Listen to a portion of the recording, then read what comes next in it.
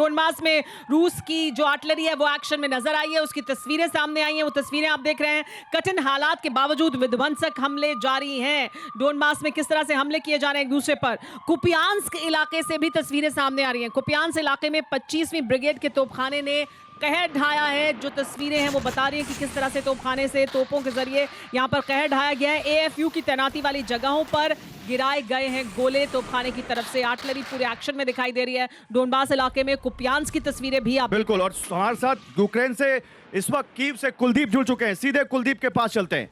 कुलदीप, किस तरह से ये वॉर बहुत ज्यादा इस वक्त भीषण छिड़ी हुई है, ये तस्वीरें बता रही हैं। किसी को कुछ कहने की जरूरत नहीं है, तस्वीरें खुद ब खुद सबूत दे रही हैं। लेकिन यूक्रेन एक साल बाद क्या सोच रहा है? वो लम्हा हमने देखा था जहां ठीक एक साल पहले कीव में मिसाइलें बरस रही थी। वो तस्वीर इस पीढ़ी में किसी ने नहीं देखी थी जो कीव से आई थी। आप कीव में थे उस वक्त और लग रहा था कि पता नहीं कौन सा कहर इस वक्त बरपा है कीव पर रूस की तरफ से। आज क्या हालात हैं? और जब युद्ध के एक साल हो गए, यूक्रेन इस वक्त कहां खड़ा है, बताइए जरा। यूक्रेन की आज भी वही सोच है। आज भी राहुल जी यही सोच रहे हैं वो कि युद्ध खत्म हो जीत के साथ। इनकी सोच अभी तक चेंज नहीं हुई है। आने वाले वक्त में बोलते हैं कि हम लोग युद्ध खत्म करेंगे अपनी जीत के साथ। आज भी इनकी सोच वही है। इनके इरादे जो है उतने ही दृढ़ हैं जितने पहले थे। तो सोच में कहीं कोई बदलाव नहीं है। लड़ने से पीछे हटने को कोई तैयार नहीं है। वो कहते हैं कि हम लोग अपनी जमीन का 1 इंच जमीन भी उनको नहीं देंगे। ना हम उनकी लेना चाहते हैं, ना हम अपनी देना चाहते हैं।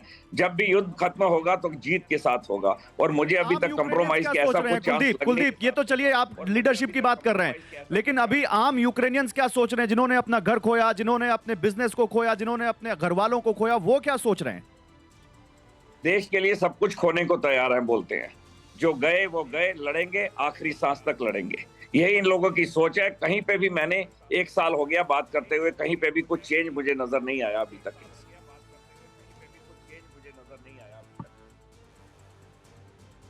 ठीक है, तो अभी तक कोई चेंज नजर नहीं आया है, ये कह रहे हैं कुलदीप यहां पर। और तस्वीर यहां पर, कुलदीप आपके पास आऊंगा, लेकिन देखिए इस बीच एक और बड़ी खबर आ रही है। वो तस्वीर हम आपको बताते हैं। बड़ी खबर, बाइडेन के कीव दौरे पर रूस की बड़ी टिप्पणी आ गई है। ब्रेकिंग न्यूज आपके सामने, बहुत बड़ी खबर। बाइडेन के कीव दौरे पर रूस की बड़ी टिप्पणी। हमें अपनी सुरक्षा सुनिश्चित करने को कहा, यह रूस कह रहा है। रूसी विदेश मंत्रालय के प्रवक्ता ये कह रहे हैं कि बताए बिना कीव जाने की हिम्मत नहीं जुटा पाए। यहां पर टीज कर रहा है रूस यहां पर बाइडेन को टीज करते हुए, उन पर तंज कसते हुए कि हिम्मत नहीं थी सुपर पावर के राष्ट्रपति को हमें बिना बताए वहां जाने की। और यह खबर आई थी कि रशियन फेडरेशन को बताकर ही बाइडेन कीव गए हैं। और उसी दौरे पर रूस की बहुत बड़ी टिप्पणी, हमें अपनी सुरक्षा सुनिश्चित करने को कहा।